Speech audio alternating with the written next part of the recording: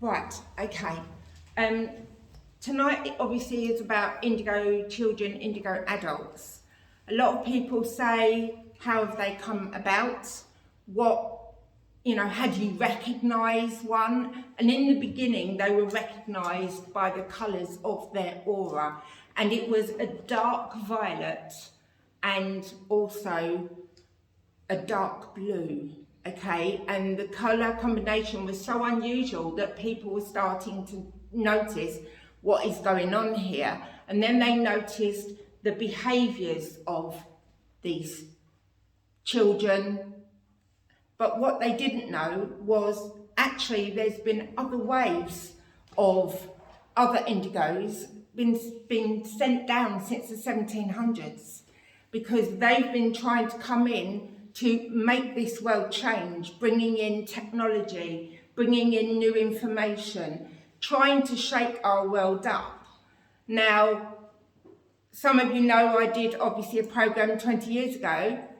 20 years ago, it had been around for sort of just years and years and years. I was just trying to highlight it. Same as one of the names you would know is Doreen Virtue. She did a lot of different oracle cards, indigo oracle cards, trying to get the word out. And there was so many people that just berated about these special children and these special adults. A lot of these children and adults are now classed as ADHD, Asperger's, they're on the spectrum. Anybody that thinks different, they get a label. And those labels normally tie in, because there's so many indigos here now, and there's so many people trying to change the systems. People don't realise that actually the ones that are on the spectrum are the normal ones. We're on catch up. We should be thinking outside the box like they do. We should be looking at life from a different vantage point. We should be accessing different parts of our mind and our brain, and that's partly what meditation does. And one of the things I want to do today is plug you in, and it's called an indigo web that we plug you into. What that means is, if you can imagine indigo, when there is lasers and you get those colours, don't you? And you can't really see them to the physical eye, but under special lighting you can see. You've got loads of them around our planet, and it's like a grid, or like spider's webs around the whole of our planet. And this is part of what the indigos plug into. When you've been walking out and around, someone has locked eyes with you and you've had that instant recognition with somebody, but you don't know who it is, where it is, how it is, but you've had that, particularly little ones. They'll be like this, and mummy will be dragging them along, but they're looking at you. And quite often we recognise each other from this indigo web, because we've already met them on the web. It's not the internet web, it's our indigo web. Okay? Now, to start with, there was actually 4 different types of indigos originally, and I always miss out one of them, so I'm going to get my paper. We have the humanist, we have the artist, we have the conceptualist, and we have the catalyst. The catalyst is always the one I seem to forget. The humanists are very social, verbal, relatable. They connect humanity on a large scale through technology, and they amplify things. And they tend to use their throat chakras, and lapis lazuli seems to be the crystal that really helps them, not only grounding them, but also to project their voice and project their energy. I know people have said to me, oh, we can feel you before you arrive. And I know Michael said that to me, and even on Nothing to Do with a Spiritualist Church, people on a horse yard have said to me, we know when you pull in, it's not because we hear the car, we can feel the energy. And that's nothing to say that I am better than anyone else, it's just I am an Indigo Scout. So my aura, my energy is trying to find the other Indigos to help the other Indigos and help them on their pathway. And that's partly why I'm one of the mouthpieces for Indigo, and why Spirit have been on my case so much about getting the talks that I do, sermons that I do, out onto the internet, onto all the different social media platforms. I am not a technology buff, if I'm really honest with you.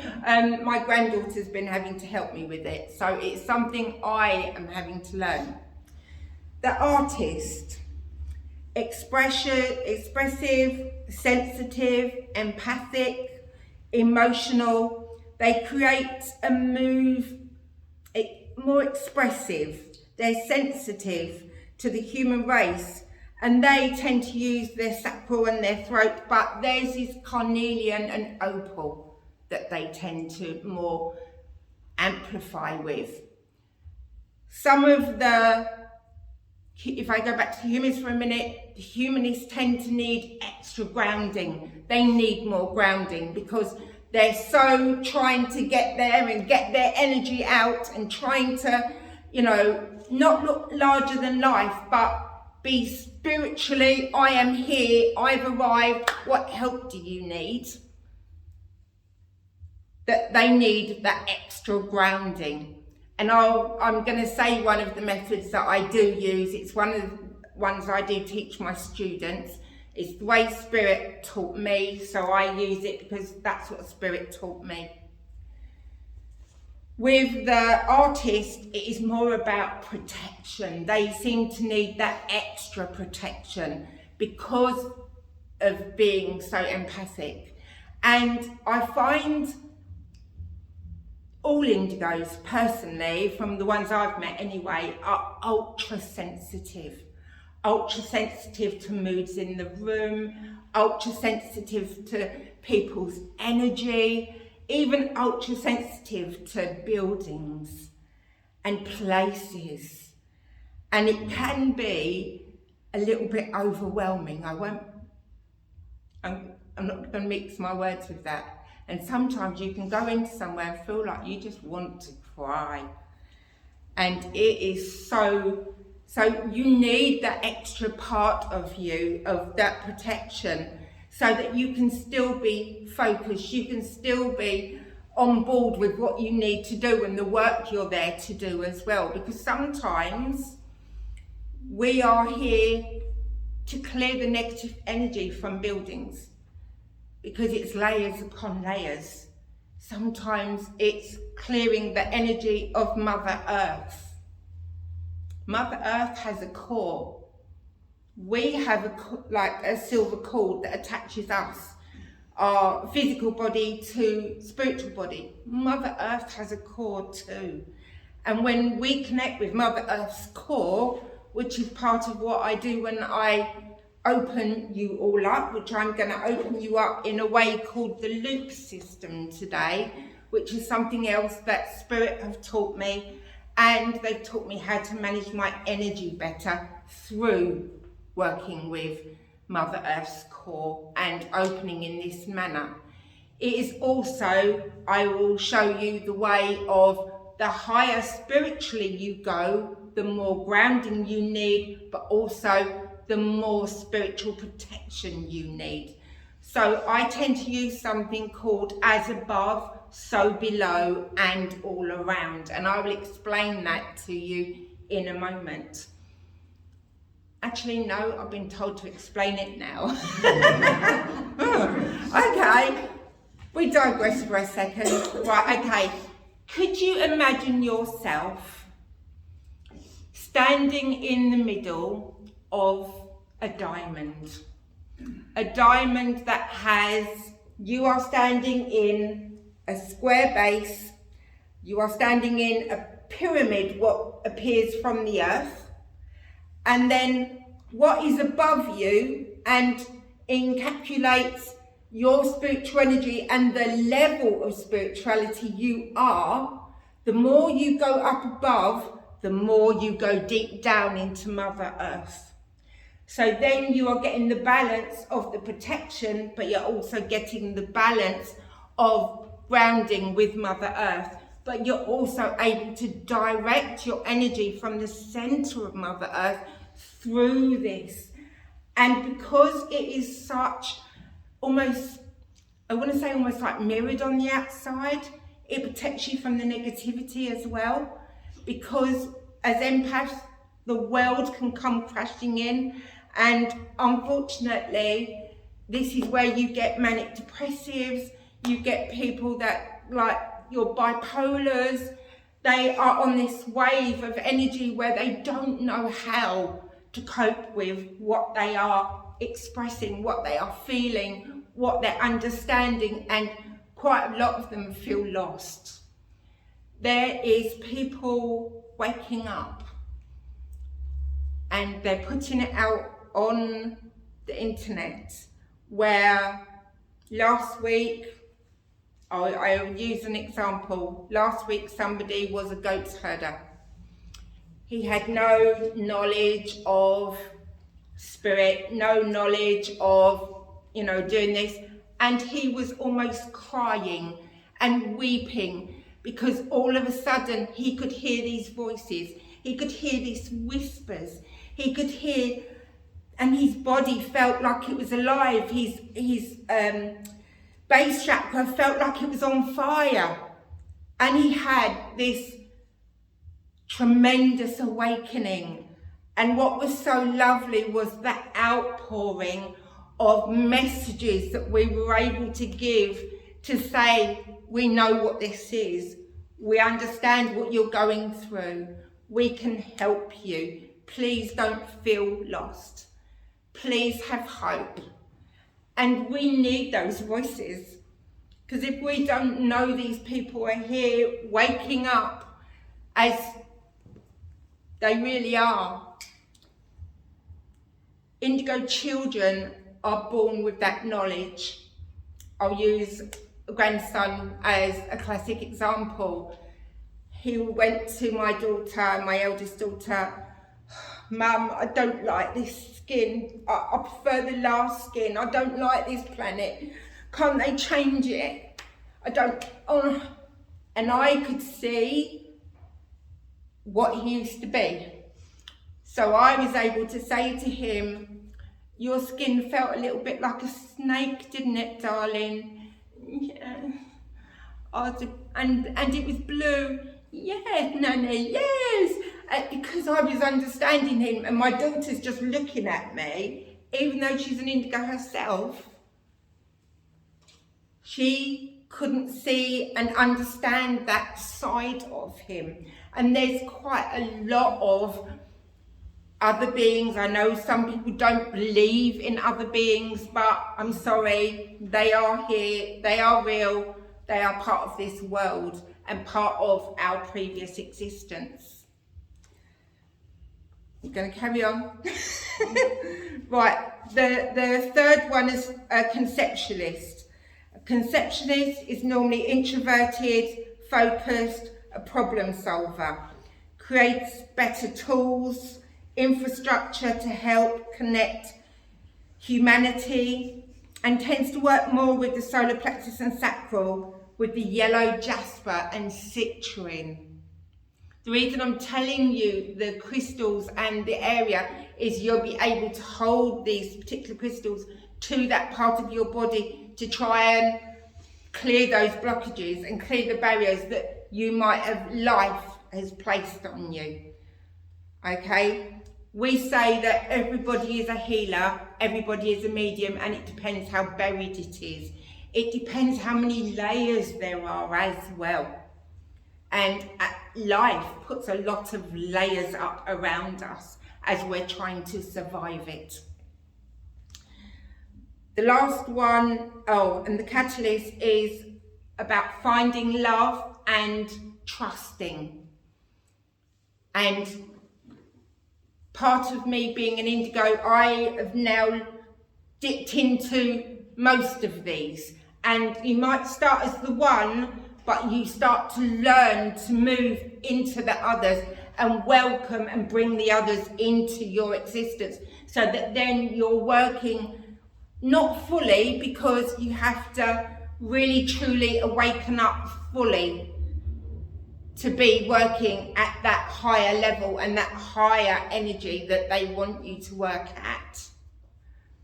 The last one, as I said, is the catalyst. These can be detached, demanding, they don't fit in, they challenge the human race in new ways to bring change. And again, it is about lapis lazuli with the throat. Love, trust, and comfort with people. They're good with animals, but they struggle with people. And there's quite a lot of people now go, oh, people, give me an animal every day. Or, I can live with the dead, but watch out for the living. Sayings we've all heard, isn't it? And they've come from somewhere, because this is part of who we are and what we're doing. People say to me about, I know Alison has done the Atlantean with me, so she will know about the loop system. But I haven't fully explained, when you open in the loop system, you open 3 third eyes. You open the third eye, the fourth eye, and then the fifth eye. Okay, and they all have jobs to do within your body, all right? We also open something called the thymus, and this is between our heart and our throat, and this is part of one of the chakras that helps us give our balance between our spiritual and our physical worlds and life.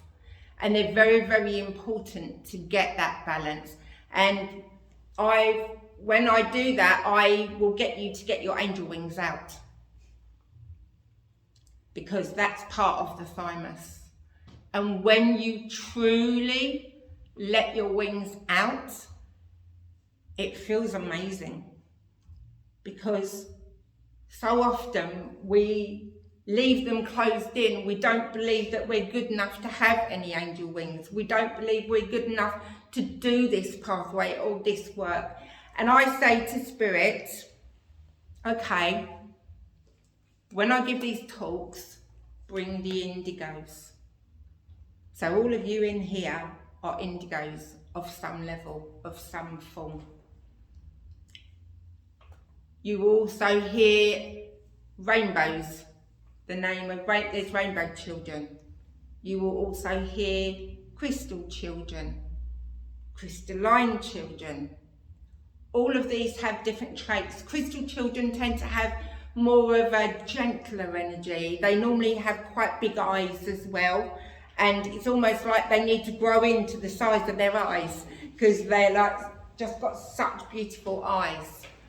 But they have a knowing about them, and they tend to be able to calm the indigos down, particularly the ones that are rambunctious. But who here has been a square peg round hole trying to fit in most of their life? Yeah, nearly all of you. I definitely have. I've never fitted in, not even with my family. I've always known there was something different, but I didn't know what it was. And Spirit had to educate me. Then I went on a search. And then Spirit started giving me more information. I was like, right, okay, this is starting to make sense now. Because I was seeing all these different colours in the auras. I was seeing pastel coloured auras. I was seeing neon coloured auras.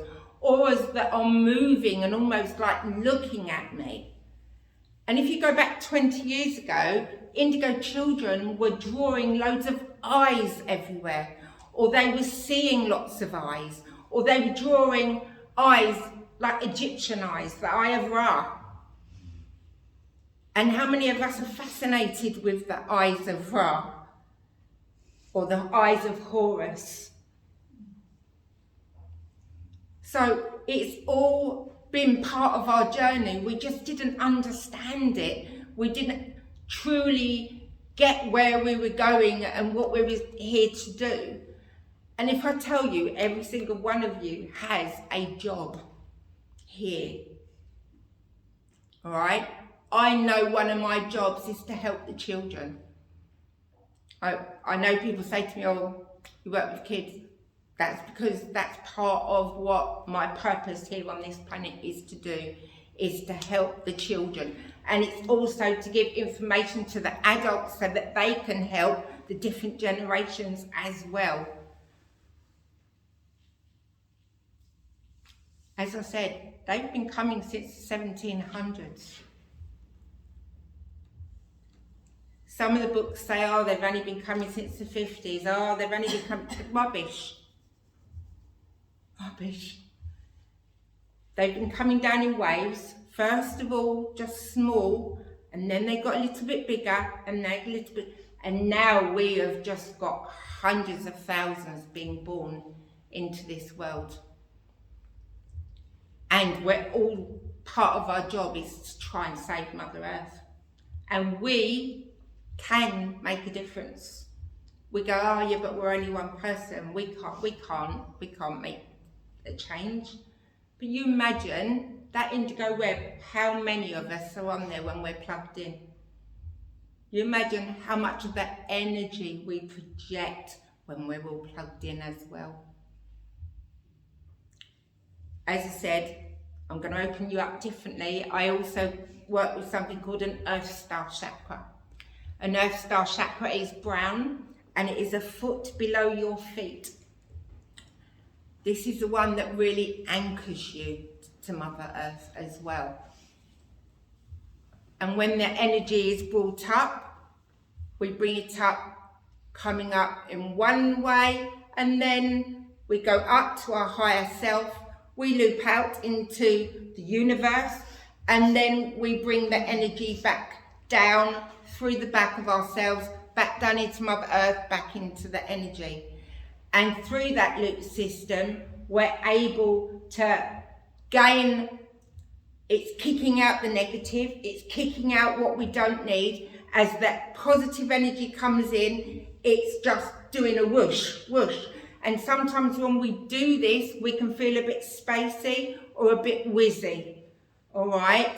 So I won't be putting drugs in the room, don't panic, all right? Just come in, my darling, all right? So it is very much about like getting plugged in correctly, because then when we take you into the meditation and we're going to take you up to higher levels, then we are going to plug you in. And the reason I asked you about who's seen Avatar, or if people that haven't seen the big blue people, as we say, with the film Avatar, the reason why I'm calling it, they have what is like a tail, and in that tail they have like sensors, and they can plug in to the planet, and they plug into what they call the Tree of Souls. And if you imagine that we can physically do that with our spiritual tails, and we can be, and you can, some people say, right, I just see it as like a lead plugging in, like my Hoover. So like, I'm like plugging in, yeah. But it's whatever way you feel comfortable with and whatever way works for you. I personally go with the AWA, the Tree of Souls way, because our senses, our spidey senses if you want, our ultra sensitivity part of us plugs in fully with that indigo web when we allow it to. And then we can go on a journey. And that's part of what I want to do with meditation, so you can experience it. And some of you will realise you've already been doing it. Some of you will realise that in your sleep state, you've already been doing part of the work, but as a spirit person rather than the physical person. And we need both together to be working together as one. Does that make sense? Yeah. We'll put glasses down. Right. The third eye is very much working with the dark blue and the dark violet, and represents with idealism, obedience, intuition and perception. So that is the one that we use that section for. Our fourth eye, actually the Sanskrit name is Soma, represents water. It controls body temperature and balances the power within the solar plexus. And when we get a message or a gut instinct of our solar plexus, think about it, where does it feed up to? It feeds up to here, doesn't it, into our brain. And this is the one that gives the message to our brain to say, right, you need to watch this person, you need to watch what you're doing, you need to understand, be on guard. All right. The fifth one, Sanskrit name is Lalata, is the forehead. It can be seen as white, violet or gold, and when you are in full activation, it brings you to the master of your own destiny. Wouldn't that be lovely? To truly accept every single part of who you are, what you are, how you do things. And I always say, if I've worked correctly, thank you, because I've listened correctly. So I'm listening to spirit, I'm listening to the guides, I'm listening to the helpers, and I'm passing on the words and passing on what needs to be said and done. So it's very important that we might not like, as my grandson says, I don't like this skin. I might say, well, I don't like this tummy. I'm not sure about, like, you know, what's going on with the body right now. But this is a shell. This is a shell we borrow. Inside is our spiritual body, is our spiritual energy. Inside is that we have 7 layers in our etheric body, in our aura, sorry. And when we lift up out of ourselves, that's when we truly go on our journeys. Have any of you, when you've done meditation and been doing meditation with animals, become the animal and you're seeing through the animal's eyes? It's an amazing experience. And particularly when you're doing it as an eagle, you can actually feel yourself gliding on the wind, and you can see as if you're looking down over the earth like they do. And it's a wonderful meditation. But that's embodying that form. As indigos, it's about embracing our physical form as well as our spiritual forms. And if we can embrace all the layers of ourselves, even the ones we don't like, we can then go to full activation and work and open all 3 of these up fully. I also use extra chakras, where we have a crown chakra, we have a soul star chakra, and then a foot above that we have the angelic star. A lot of people say, okay, why do I see pink, white or violet on the head when they're opening?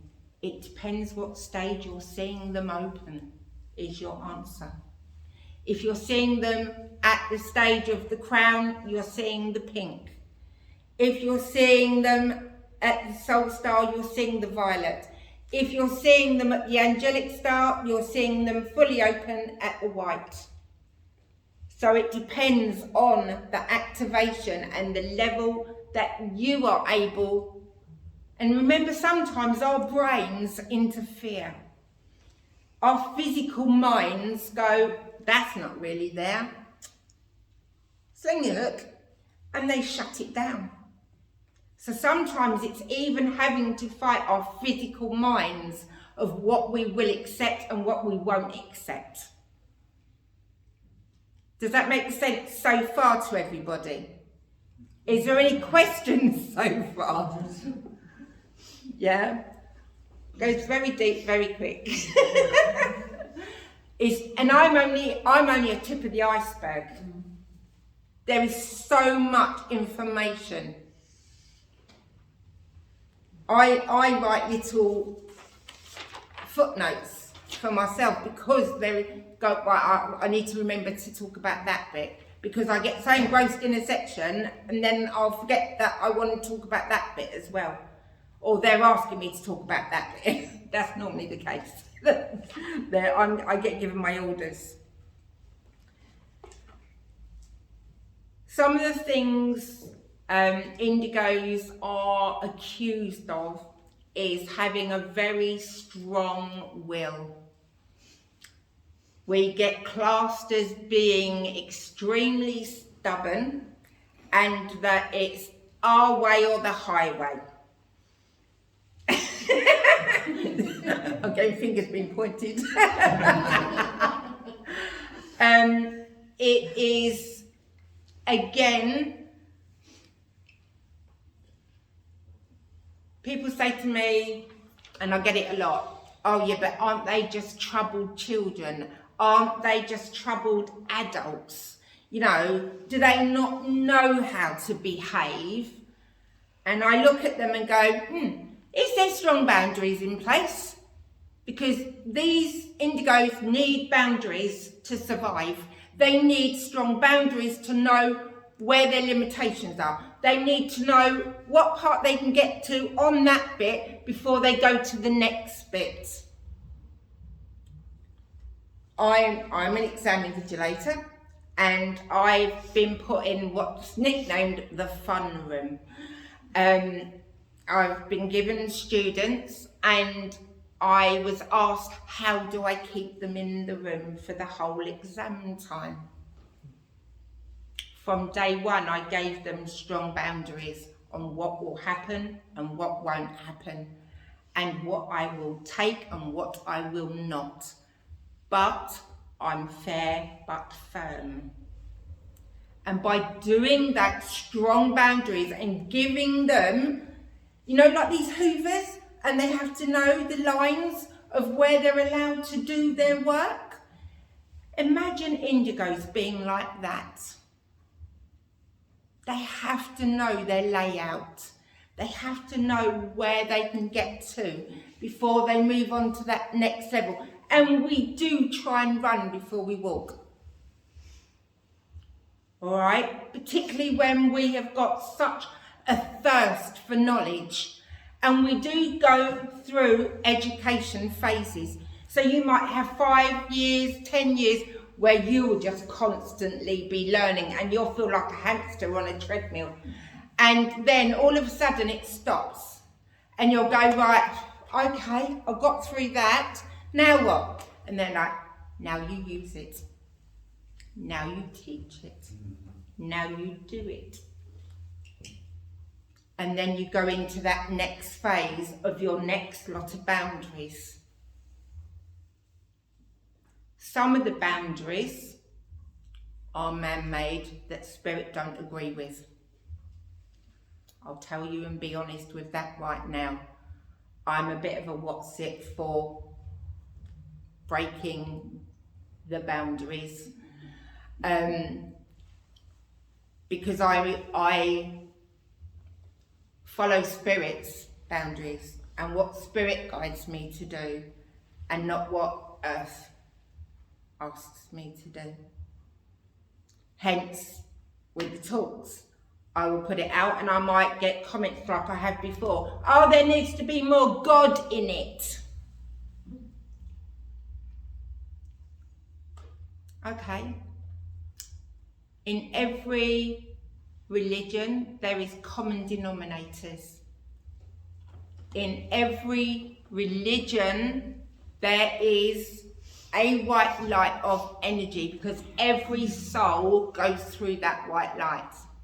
And I'm a believer that in that white light is where all the different Godheads are. So technically, we are having fights over the same beliefs. That white light doesn't have a man sitting up there in a throne. That white light is an energy of all the different teachings. I've had guides, Vishnu, Ganesh. I embrace all of them. It's one of the reasons I became a Corinthian spiritualist minister. Is because they were an organisation that accepted every faith and belief, and even the non-believers. And that's what I knew I had to do, and I knew it was right. People say to me, how do you do a funeral? And the first funeral I did, and this sounds wrong, but I knew I was in the right place, doing the right thing and the right job, because I'm here to give people a choice. And people deserve to have choices and to break out of the shells that they've been put into. Some people say to me, all right, doesn't Indigos do that? But there is so many different layers that we fit into most of them. Who here sees auras? Do any of you see auras? Nobody does, okay. When you can see the auras and see the colour changes, it's amazing. And part of that, people don't realise that we have spiritual eyes as well as our physical eyes. And sometimes when we close these eyes, we have to realise we can shut another set of eyes. But also, it's opening up those inner spiritual eyes to really embrace our spiritualness and to open ourselves spiritually and fully, and embracing to try to get to that full manifestation level. Does that make sense? Okay, I've explained it right. Right, okay. I think if everyone, before we continue, I'd like to take you to the meditation. Is that all right with everybody? Yeah? If you'd like to put yourself down. That's good, isn't it?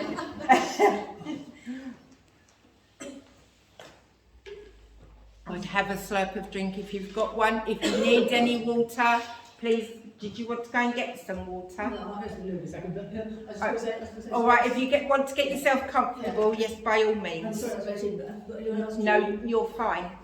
No one else is due, are they? No, it's fine. No, it's okay. Thank you. Do we have any questions while we're waiting? Okay. I normally get... I must have explained things properly. Your expression of seeing things through the eyes of an eagle, yes, I haven't experienced. What I have experienced was sitting in the back seat of the Spitfire while meditating. Okay. Literally on the basis that I'd entered a competition knowing I wouldn't win it. Yeah. But I still wanted my flight. So I had 3/4 of an hour of meditation flying, which was a totally different experience. And it is, when you really embrace fully, and it's normally a group that I do where I will take them into being an animal, but it's about finding their animal totem and what their animal totem is and what that animal totem means to them right at that point in time and what they're getting from their animal totem. So that's one of the meditations I do is with the eagle, or it might be depending what spirit have decided. But the eagle one, it honestly is, it's so freeing. And also there's another one with the angelic realms where spirit take you basically to a ledge and then you have to fly with your wings. I'm not jumping off the But that's part of the trust. That's part of the trust that we build up with spirit. We trust and build up. But a lot of people, unfortunately, this world has ground so many people down that they're not trusting of themselves. And that's when that part can go a little bit wrong, because they're not trusting themselves. They're not trusting those wings that they've got, that's part of them to be doing a job. Yeah, I mean, it's something I've hammered teaching-wise ever since I started. But I've never seen it from that point of view, so it brings a different aspect to it to me as well. Oh, okay. Alright, I mean, I write stuff and at the bottom it goes trust, and I go, yeah, okay, fine. What would you do that? But you end up doing it. But we have so many complexities within our mind, within our body, within our soul. If they're not in alignment, we're not going to fully trust it, are we? No. So it's about getting that in alignment, and that's part of the third, fourth and fifth eye. It's equating trust with questioning. Yeah. And in a sense, you get rid of the doubt by asking the question, and then you trust what you get as the answer. But it's making sure people are trying to combine the two rather than having them as separate things. People can't always comprehend it that way. Well, no, but it's like being in a bubble. It keeps moving and changing shape and everything else, and you have to move and adjust to it in that sense. To a degree, yes. To a degree. Even people put in a bubble of protection around them, they won't realise that bubble will have layers. It's not just one layer of plastic around them with a zip up the back. There is loads of complexities to that bubble to really get them to fully understand, if they can see all of it. Yeah. It reminds me of the egg breath, with the protection of the layers. And I drew a diagram many years ago of it for the computer, with the computer program. And in the end, I had a pencil line around the outside as a mirror, as the eighth breath. Right, yeah. As a protection program. And people went, why haven't you written it in? I said, because not everybody needs it. You're doing it, you practice it, it starts to work. You sometimes need the mirror in extreme circumstances. But sometimes you do have to say it, and you do have to put it on to make people aware. They might, instinctively do that, but they need to still know it exists. Because it's still another layer that they need to be aware of. It's written into the program, it just isn't on the diagram as such, but they are aware of it. Now you know to add it. Yes, ma'am. When I get a computer and I get the program back up, I'll have a look at it. Right, okay. Right, is the front door locked now? I don't know. No. Okay, if we're going to do meditation, it would be easier to have the door closed now. There's one key that's hexagonal. Good catch. You're playing cricket next time. Right, I'm going to ask. Yeah. Can I ask you a question? Yes, of course. Yeah. When you're talking about the leaving things, Yes. like with every religion, you go through what you're interested in, or whatever religion it is, you go find out and so on, which is fine. So you can't be told what to do and be told, you've got to believe this. That's my thing, isn't it, all the time. Some people don't believe in anything, No, I know. but they don't have to. No, They don't have to. no.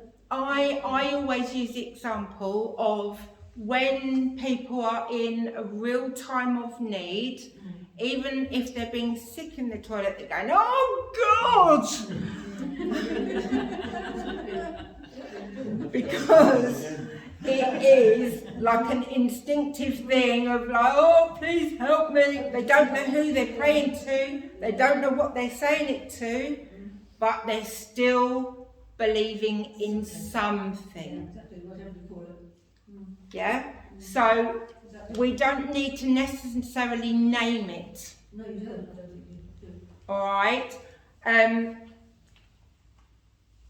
Part of with the counselling, I will do the hot air balloon technique, and it is about releasing things from our mind that we don't need anymore, but we don't need to name them. We don't need to open the experience to release it. And if we can do that as part of our body and letting go of all the things that we do not need anymore, we can lighten our body, cleanse our mind, body, soul, aura, chakras, to try and bring it into alignment. Does that make sense? Absolutely, yeah. Okay, all right. So I'm going to check again that everybody can hear this music. The music that I was told to download was the Atlantean Meta Healing. So that's the music we're using today. Right. Can everybody actually hear that? Because if not, I'll try and put it through the Bluetooth. Is that loud enough? Okay, alright. So I want you to get yourselves comfortable. Obviously uncross any legs, any arms. Take off shoes if you want to. Just get yourselves as comfortable as you can, please. I must confess, I'm a ground person, and I'm also somebody that likes to walk in the grass, like with bare feet, because it's very grounding, it's very healing as well.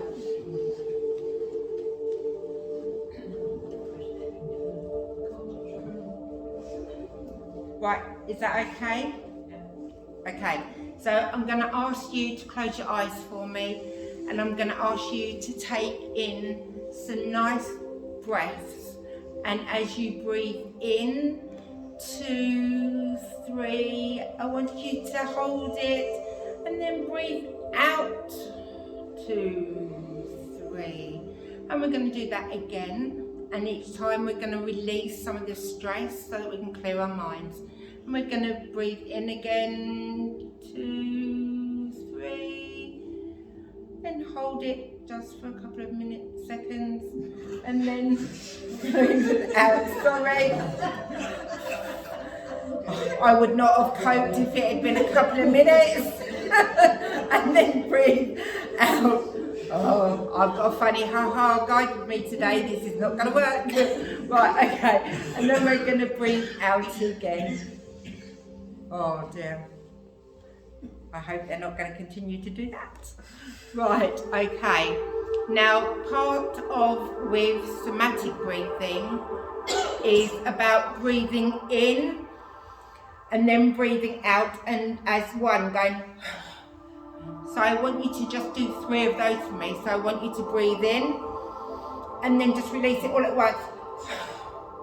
And then we're going to do it one more time. Breathe in.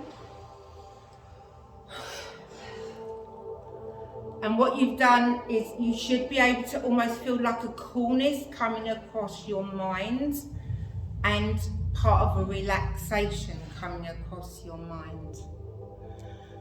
I'm going to ask you to repeat with me, as above.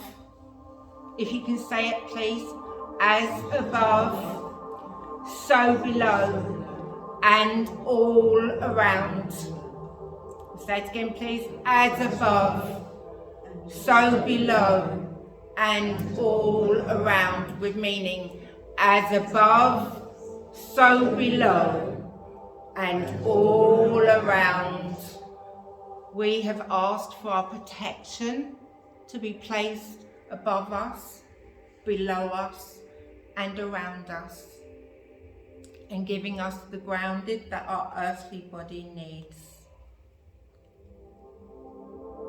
We're now going to see a beautiful golden ray of light coming from the centre of Mother Earth. Some people see it at the beginning of like a lava, almost coming up like a tube of light, coming up towards that Earth Star chakra, that brown chakra, which is a foot below our feet. And we are going to open the front of that chakra. This might be as a flower, a door, whatever you can open, close, switch on, switch off. But this is the brown energy of opening up the front. And then this beautiful energy is going to come up into our feet. And it's going to fill our feet and our toes. And it's going to start coming up, filling our ankles, coming up, filling our calves, filling our knees. And now as it continues to come up, it fills our thighs. And as it gets to where the private area of our bodies are, our base chakra, our red chakra, we are opening the red chakra at the front. And then halfway between our private area and our belly button is our sacral chakra, our orange, opening up at the front. And then as the energy continues to fill up our bodies, it goes halfway between our belly buttons and our rib cage, which is where our solar plexus, our yellow chakra, opening at the front. And then as it continues to fill, it comes to our chest area and it comes to our heart chakra, our green colour, opening at the front. And then halfway between our heart and our throat is our thymus chakra, turquoise in colour, opening at the front.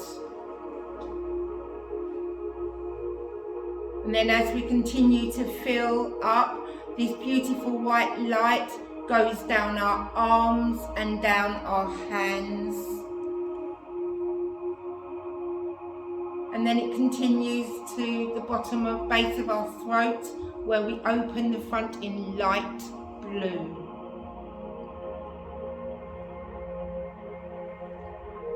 As we continue with this beautiful energy filling the inside of us, it fills our cheekbones and our jaw. It helps fill where our eyes are and our ears, and our ear chakras open in white light.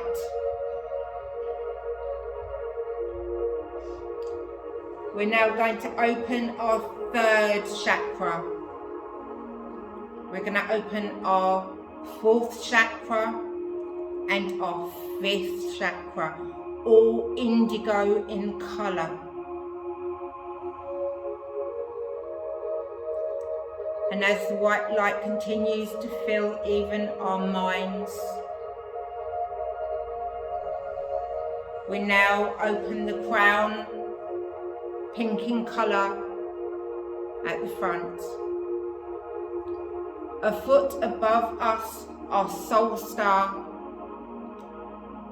pink and violet in colour, opening at the front. And then a foot above that, our angelic star, opening at the front.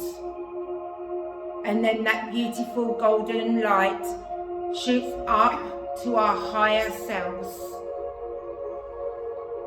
and goes through the front of our higher selves. The energy is moving quicker now. And as it shoots off up into the atmosphere, out into the universal energies, it goes off and loops round and starts coming back towards our higher self, and now opens up the back of our higher selves. Now it is opening our angelic star, our white chakra at the back. It's coming to our soul star, violet in colour, opening at the back. Now to our crown, pink, opening at the back. It is opening our fifth eye, our fourth eye, our third eye, indigo in colour, opening at the back. You will now start to see either muck or dust or tar coming out of the back of these chakras as the positive energy pushes out the negative and is cleansing you. Now we come to the throat chakra, light blue in colour, opening up at the back.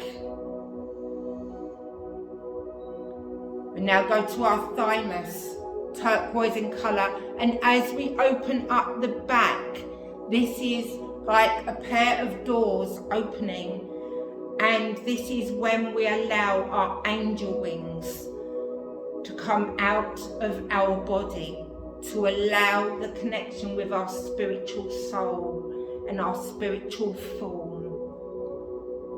And we might want to rock our shoulders and move our shoulders slightly to feel the weight of those wings. And allow those wings to stretch. Allow them to wrap themselves around you. To allow them to know you. Allow them to work with you. And we're going to leave our wings out as we will need them within our meditation. And we're now going to go to our heart at the back, opening our chakra in green. And now going down to the solar plexus, yellow in colour, opening at the back.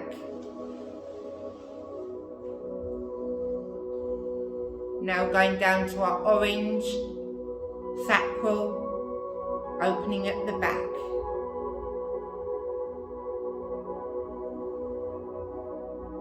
Now going to our base, our red chakra, opening at the back. And as the energy goes back down to our earth star, our brown chakra, opening at the back, it goes back down into Mother Earth, creating the full loop. I'm now going to ask you to see a huge oak tree in front of you. This oak tree is hundreds and thousands of years old. As you look up to the branches, you can feel this oak tree telling you that you are safe. showing how majestic they really are and how much energy this tree has. You are going to notice that there is a doorway within this tree. But at the end of the meditation, you will come back to this tree. We are now going to open the door that goes inside of this tree. And you are going to see stairs going up the middle of this tree, almost like a winding staircase. And you're going to start to climb the stairs. And you're going higher and higher. And you start to see around you has changed from wood to almost like a feeling of nothingness, but you're still going up the stairs. The stairs have got wider, and you have realised that you are no longer walking up these stairways, that your wings are helping you to float just above the stairway, and you are starting to float higher and higher, going up towards the spirit realm. Your spirit body is free, and you are in a place of love, a place of safety. And as you continue to fly higher and higher, you realise that you are going past the different realms.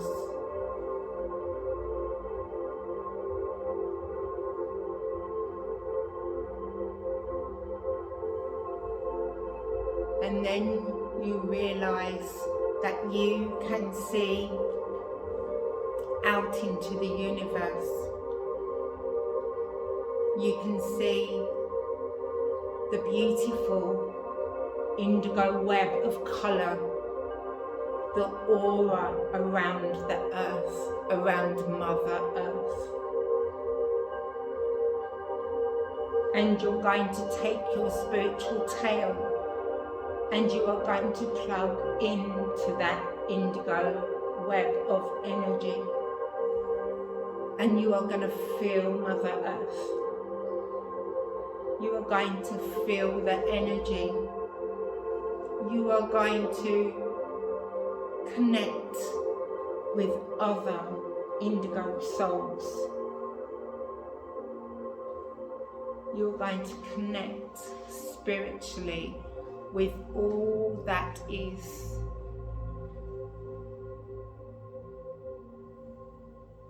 The information comes fast. The thinking comes quickly.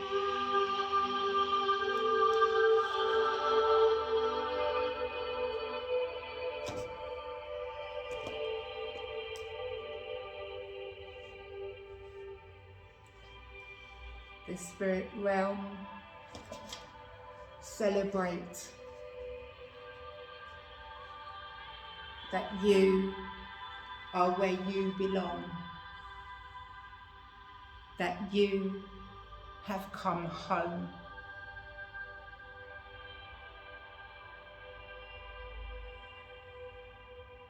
They're now going to ask for you to go somewhere that is familiar, and they're going to take you to a garden.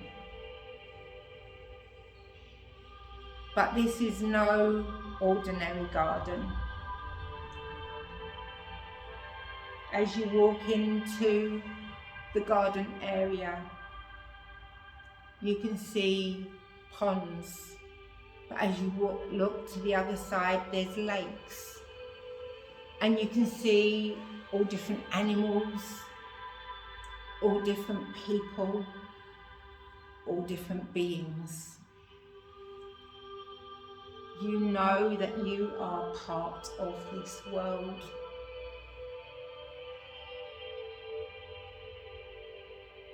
But as you are here, it might be that you connect with loved ones here as well.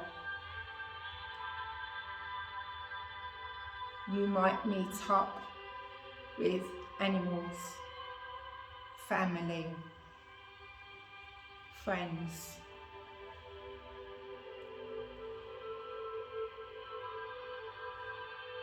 They will welcome you.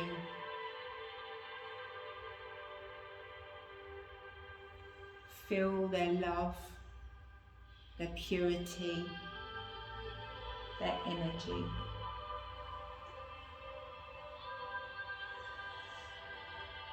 You can see that there is doors going off of this garden, and each door takes you to different parts. Some of them, it will be where you can use your angel wings to fly. Some of them will be that you might wish to see a favourite animal. It doesn't matter what size the animal is. It could be an elephant. It could be anything you wish it to be. Your mind has no boundaries at this point in time.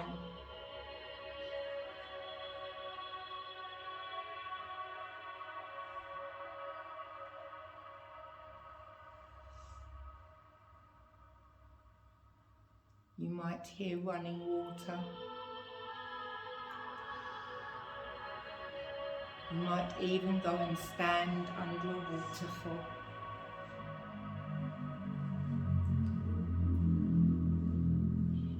If you stand under the waterfall, allow it to cleanse your chakras. Allow it to cleanse your aura.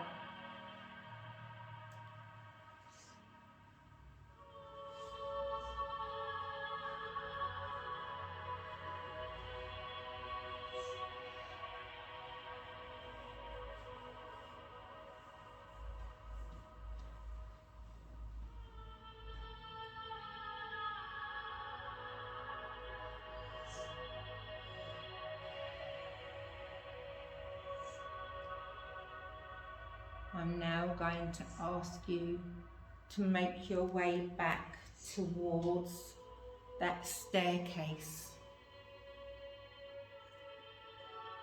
And you're going to start to fly down the staircase. Say goodbye to whoever you have met and say that you will see them again. This time you will come down those stairs a lot quicker. So do not be worried if you find yourself almost at the bottom of the stairs or already there. But come down slowly but surely. Make sure that all of your mind, body and soul have made their way back towards that doorway.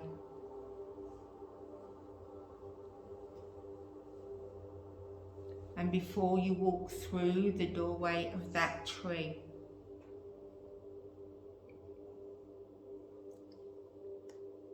say thank you to your guides.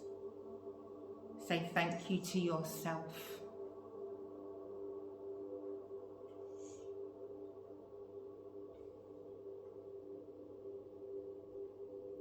And then as you walk through that doorway, you're going to start to feel your mind come back into the room.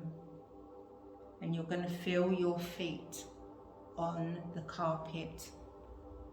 You're going to feel your legs and your bottom against the seat of the chair. You're going to feel your back leaning against the back of the chair. And your mind is coming back as your body is awakening. And I'm going to ask you to take a nice deep breath for me. And then breathe out. And with each breath we come back. And then we can open our eyes.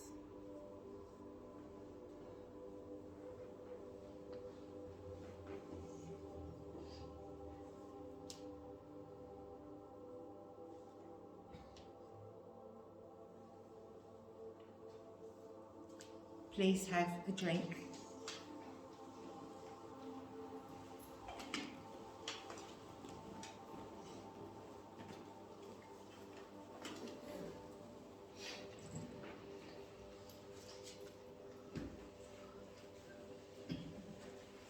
Sorry, that's pulling back. Okay. Yeah.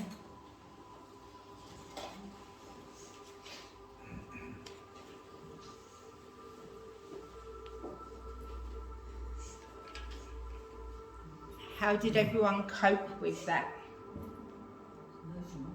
Got any tissues up there? I have. Yes. Oh, thank you, baby.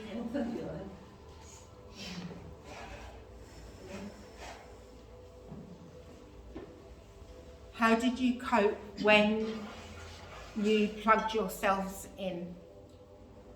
Did it feel different? Might not have felt different for you. You know that, you know why though, don't you? Okay, I'll talk to you. It's like Bee's been already doing it and like a lot longer than she realises. It's one of the reasons Bee and I had to meet.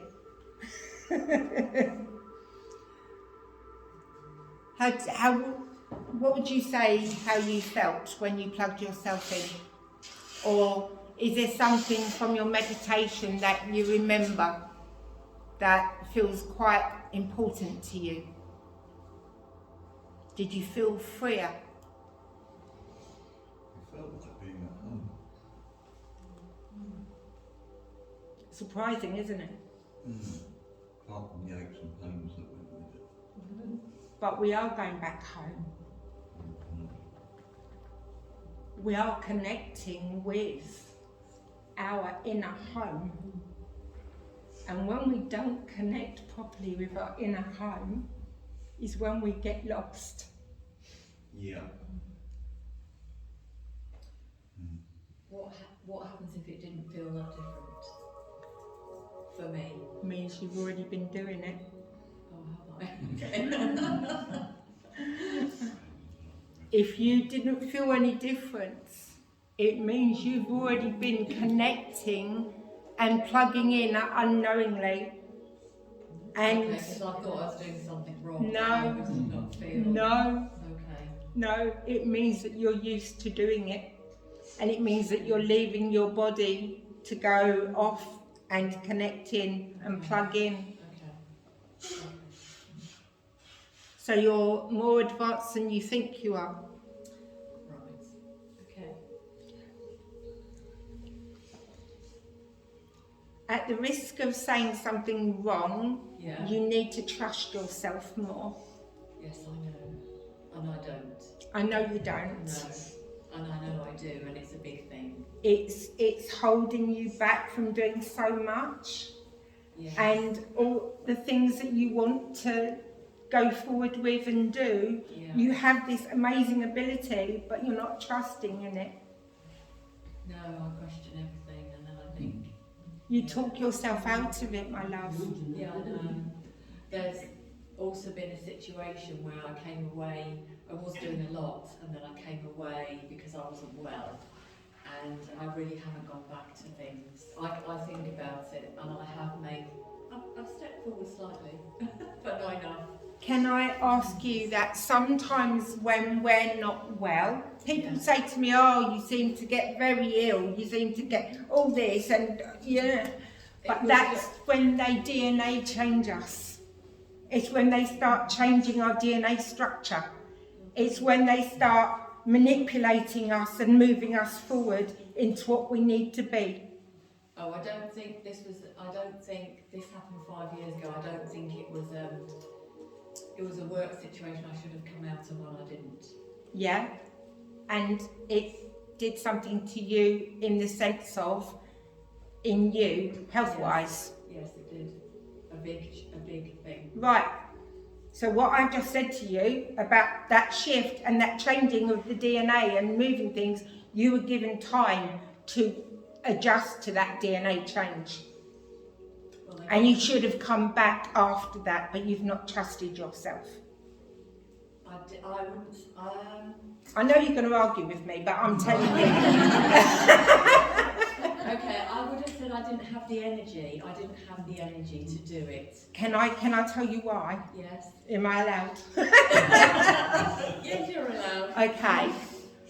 People would have heard me say, Spirit have had to help me change my energy levels so that I can cope with the work now. Because my physical body's struggling more. Right. I was like, right, if you want me to do this, you need to show me what needs to happen and what needs to change. And I've had some quite alarming things happen, which you don't think's even a thing, but because I've trusted in it, they've proved to me that my energy levels have changed to a way that I can work again. Okay, I do understand that, but honestly, I could have done without it. Really, I mean, it changed everything. Yeah, Yeah. it was meant to, because you weren't going to budge any other way.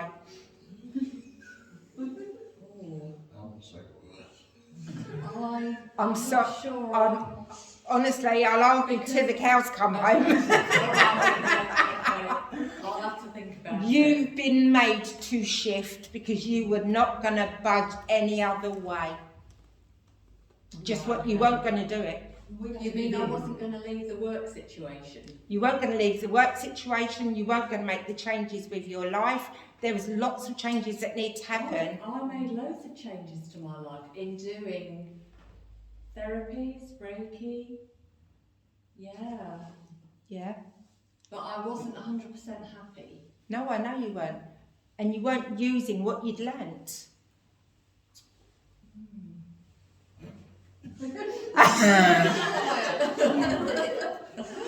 You and I need to have a chat. You won't like it, but I feel like, well, is that one who goes, oh, you won't like it, but it used to be one of the, you know, is it like the Larry Grayson, is it? No, it was the magician.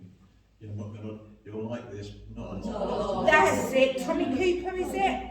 No, that was the one who died, who was married to Debbie McGee. No, that's Paul Daniels, right, okay. It's just, I've got funny ha-ha guys, and they like to try and make a joke out of things. Okay. I don't So, like the jokes, it's fine. But, okay. I need you need pulling out of your mud, shall we say, that you've built like this little mud hut round you. Yes. I'm quite happy in the mud hut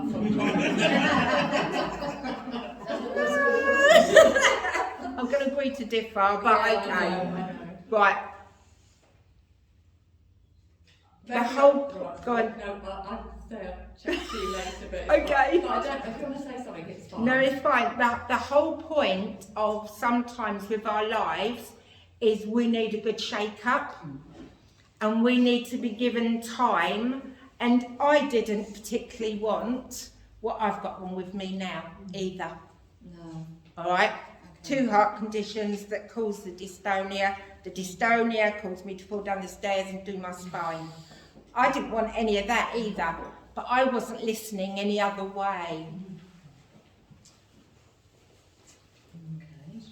Okay, so they made it happen a way that it was going to make me listen. Okay, so a medium told me that I should have left and then that wouldn't have happened to me.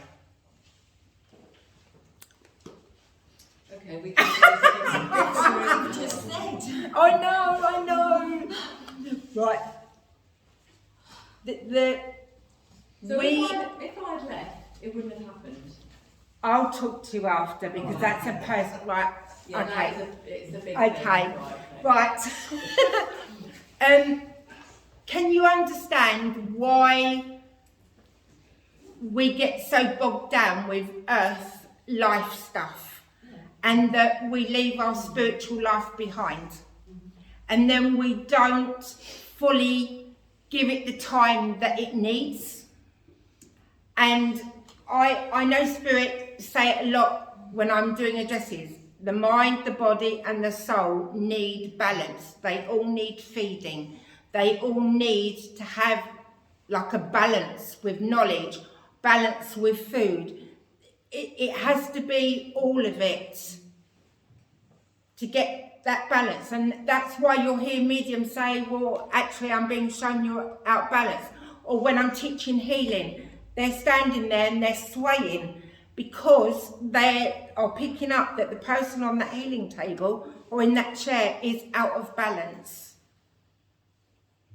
Our bodies are telling us things and we're ignoring them. The amount of times I watch a medium and they'll do this and I'll go, and I can see the person they're linking with doing the same thing because they're not watching what their hands are doing.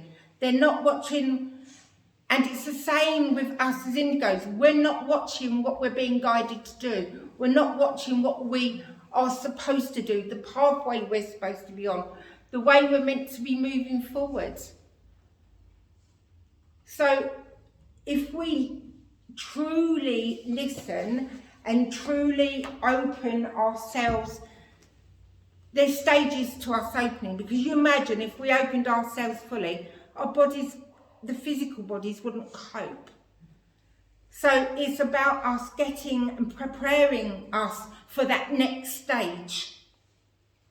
I know that a couple of you have heard me say I was doing some somatic breath work, and I was asking to release stuff that was holding me back, release stuff to clear the energy levels, release stuff, everything that I needed to release to be. And because of my heart, I can't do the really hold breath and then breathe it out in one go because I can't because of my heart conditions. So I've adapted it in a way that I can do it, but still do the breath work. And I had a huge trust thing, like jumping off a cliff and my wings holding me up to fly. I had to watch my chakras fall out of me. And it was the most, I can't explain to you how eye-boggling it was. And I couldn't fathom what was going on. I thought I'd done something wrong. I was like, and they're going, leave it! Because I instantly wanted to do this and catch them. And they're going, no, leave, and they're shouting at me, trust us, leave it. And I was like, right, okay, leave it. And I didn't know, and I'm still exploring that side of me because of the next evolution. And this is part of what we need to do. It's part of trusting the next evolution of our spirit and our soul and the work they want us to do and where they want to take us. But we've got to trust in them enough. I instantly went to catch them, instantly. And they were like, no! Because I would have blocked myself. I asked them what would have happened if I'd done what I was going to do. And they said I would have blocked myself and then I would have stagnated myself. And I don't want to find that out and what that is, personally. Because when spirit, you know that message you get sometimes, well, you know, if you don't listen, spirit's going to do something to make you listen. I'm stubborn. They've made me listen. Or you, behave. I was being put down, it's okay. It's all right, my neck's still intact. It's all right, I headlocked him. Physically. Not supposed to, but never mind. Right, okay. One of the things that I need you to start looking out for, because you've plugged in properly today, is watching out for the paradigms, watching out on the conformity of yourself within the world and within the spiritual realm, realising holistically where we are in this world and in this planet, and actually how can we take that forward. And we've got all these people say to me, why have we got all these different types of Reiki? They all do the same job, don't they? Spiritual healing, it does the same job, doesn't it? No, it doesn't. They've all got a different job. If you imagine all 256 symbols, and we knew and it had all the attunements to the whole lot, imagine what our minds and our bodies and how overloaded we would be. I work with, 15 different types, and I have to go into that mode to, right, okay, that one's going to be used for that, this one's going to be used for that. And there's different jobs that they have. And it's really important that we realise that, again, as indigos, we have different jobs. And I went on the 5-year education where I just learned of all things spiritual. And then I went on to learn all the things of like the physical realm, so like teaching, like doing the physical jobs, so that they could all be brought together. Because then people couldn't say to me I wasn't a real teacher, like they have done in the past. I can say, no, actually I am, and I can stand up and be counted. And that's what all indigos need to do, is they need to be stood up and go, do you know what? This is who I am. This is what I am. This is how I am. And we need to work together as a team. You imagine if every single indigo plugged in all at the same time and blasted Mother Earth with all the different energies that we have and everything that we've learned about this life and this world, and we pumped it full of positive energy, because that's something else with indigos. We stir up the biggest load of muck within families, within systems, within organisations, and we make them look at themselves.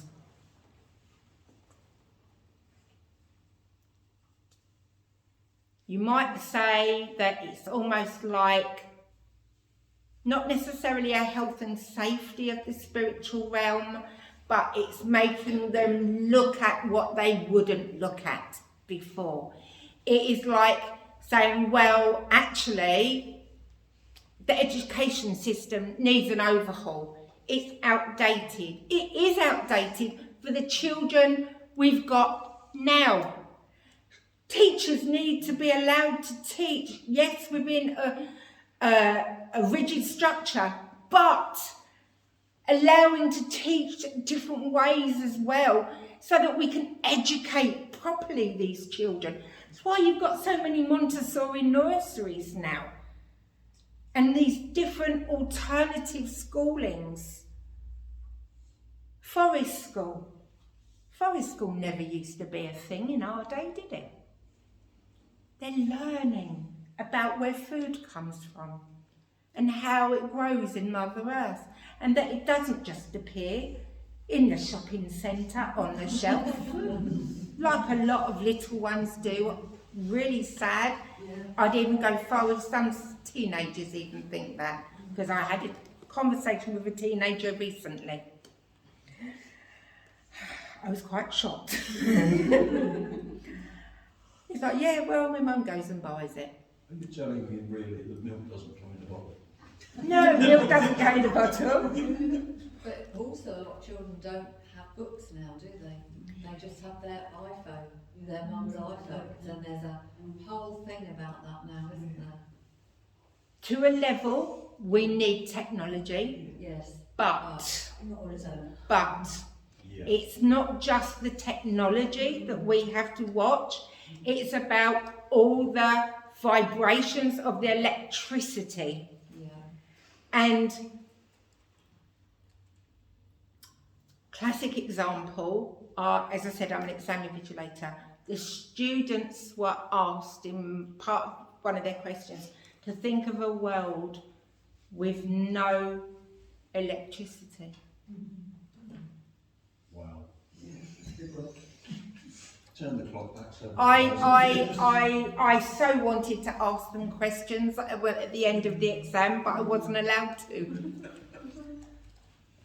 But you imagine a world without electricity.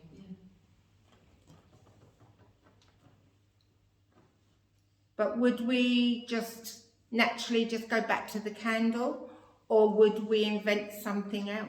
I think we're bright enough to think to get something else going. But this is what I'm saying. We're now starting to use the harness of the wind. We're now starting to use the harness of water.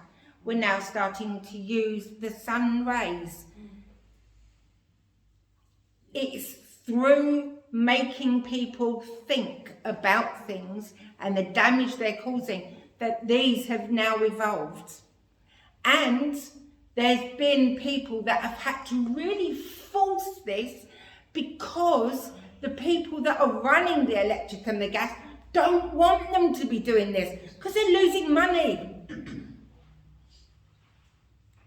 So it is the ones, the thinkers of our Indigo force, if you want, that are forging the changes, that are making people think outside the box.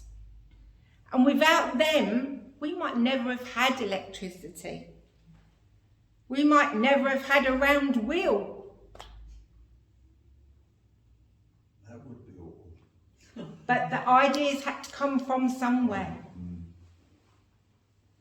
These pyramids didn't just build themselves.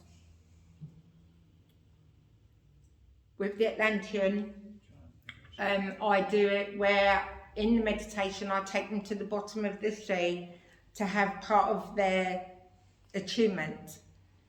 And when Spirit gave it to me, because I'm the founder of it, they took me to a pyramid at the bottom of the sea. 10 years later, that exists at the bottom of the sea. There's pyramids buried at the bottom of the sea and they can't find a way in. So, yes, we might look like complete nutters when we start giving this information out, but we eventually get the validation. When I started teaching about a third eye, fourth eye, fifth eye, Spirit was teaching me that. Spirit are our teachers. If we listen to our teachers that are straight from the source, straight from Spirit, imagine what we can achieve if we really trust in what they are giving us. And that's the big message at the moment for the Indigo movement, is that we need to be learning from the Spirit world. We need to be learning from Source. They are our teachers. And we've not just got teachers around us. We've got people learning from us. People learning from the teachers, watching them and watching what we do and how we go about making the changes and how we take things forward. And it's so important. And if we can really embrace that and really embrace ourselves fully, all of us, then we can try and get that fifth eye, where we are in full power. You hear people say, sit in the power. We don't even sit in a small percentage of our power. Can I ask a question? Yes, you can. So when we meditate, now we've been through this, can we open these up ourselves? You can. Make sure you've got the protection around you, Yeah. even if you use the one that I've said today. Okay. All right? Yeah. That as above, so below. It was Spirit that taught me it, Okay. and they told me the trouble is, my love, we all see ourselves at a lower level than Spirit see us. So when we work, if we say to Spirit, okay, I want to work today to the level that you see me at, our diamonds are a lot higher than we think. Right. So then our energy is connecting and covering all of us properly, but it's also giving us the same amount of grounding properly. So that then you've got the balance. That's why as above, so below, and all around. Okay. I do ask for protection, I do protect myself. Do you give your guides permission to change your protection for what is needed? No, I don't say that. I just ask for their protection while I'm meditating. It is crucial. Right. Okay. If you do not give them permission to change your protection, and you put a set protection around yourself and you go into a situation, you might not have enough protection. Okay. So after Spirit I know adjust, what you're going in right, for okay. and going into. I just So assume actually that they're doing that. But I'm assuming, yeah. if we don't give them permission, Yeah. Okay. they're not allowed to. Okay. We have to give permission. Okay. I gave a talk up here and I gave permission to Spirit to transformation time. Okay. Okay. And it's been like a roller coaster. Okay. But a positive roller coaster. Okay. It might not feel it at the time, but we sometimes only learn when things are going wrong. Yeah. And that's the best time we learn. Damn. Normally the stubborn ones have to learn by doing. Right. Okay, and you're one of the stubborn ones. Yeah. I know. Join my world. All right, and I learn by doing. Okay. All right. Is there any other questions? Sorry. No, it's fine, don't worry. Does anyone else want to ask anything? Have I scared your brains off yet? No, not really. Does it make sense what I'm saying and what I'm trying to explain to you? Yes. Does it help you to understand a bit more that you have a purpose here? If somebody had explained this 45 years ago, and I'm serious when I say this, life would have been a hell of a lot different. I agree. I totally agree. I ended up walking in the dark and having to. And so did I. Mm. I totally agree. I'd go back further than that actually. Well, I probably would, but 45 years ago was the evolution moment. Right, okay. I was terrified of the spirits of the adults, but my friends were the children's spirits. So I've always been with the spirit world. It wasn't till I was about 17 that I started to realise that I had some control, and then I started working with spirit from the age of 17. Ouch. Mm. So I just looked at it from the point of view that up until about the age of 37, I was still frightened of my own shadow, let alone somebody else's. Then came the moment when somebody opened your eyes and your ears and things just started to change. Yes, and this is what the whole point of, you know, doing the talks, it's about opening people's eyes. Yeah. It is about opening them spiritually. It is helping them to awaken. And the awakening is urgent. And this is the reason why you'll hear me say it needs to be done now. Yeah. Because we're behind at the moment. We need to catch up and we need to help so many more. All right, now I'm aware that it's 9:23 and I need to close you down the same way I opened you up. So if I can close you all down, please.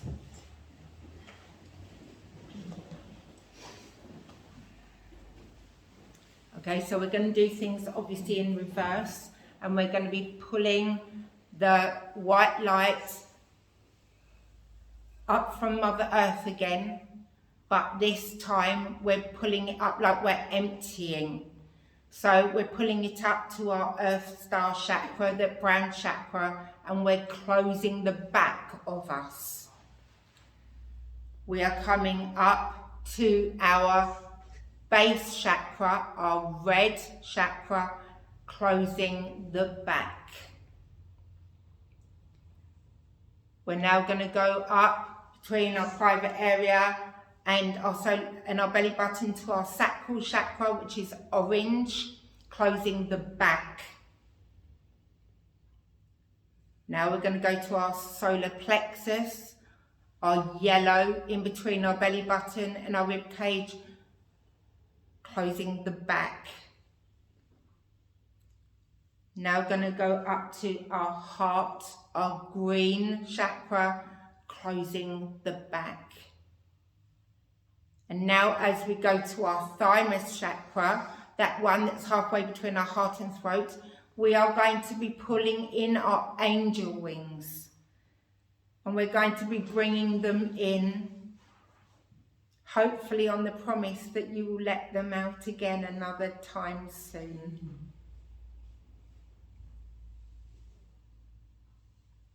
And allow those angel wings to be part of you, not an added part of you. And as we close that thymus, that turquoise colour, we then go to the back of our throat, light blue in colour, closing our throat. And we're now going to close our third eye, our fourth eye, our fifth eye, indigo in colour, closing them at the back. Now going to go to our crown, pink, closing the back.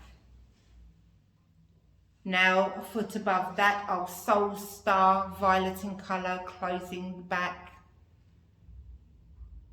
And then a foot above that, our angelic star, white in colour, closing the back. And then we're going to pull that colour up through our higher selves,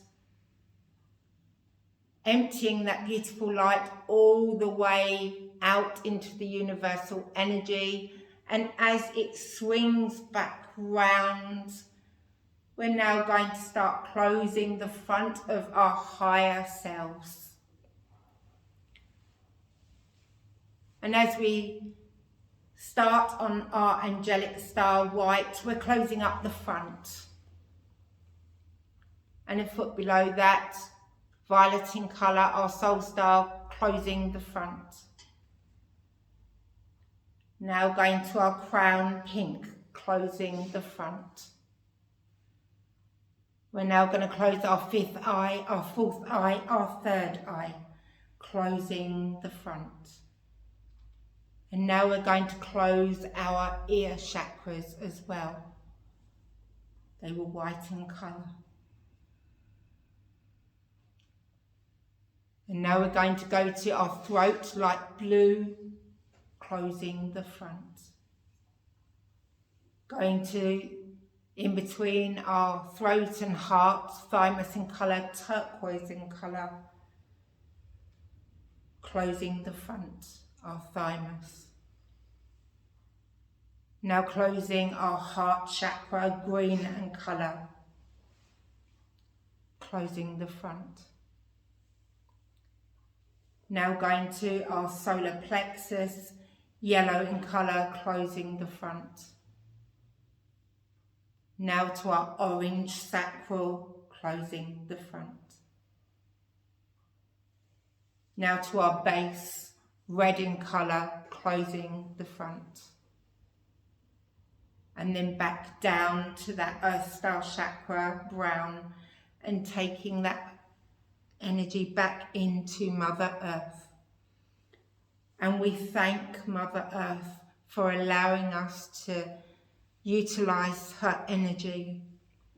We thank the guides and helpers for being part and supporting us as we lift our vibrations. And we thank them for the knowledge that they have given so that we might harness our mind, body and soul. And we say thank you. Amen. And when you're ready, open your eyes. Did anyone struggle with closing? Sorry, I'm checking your auras. It's something I know you're used to doing it with me, isn't it?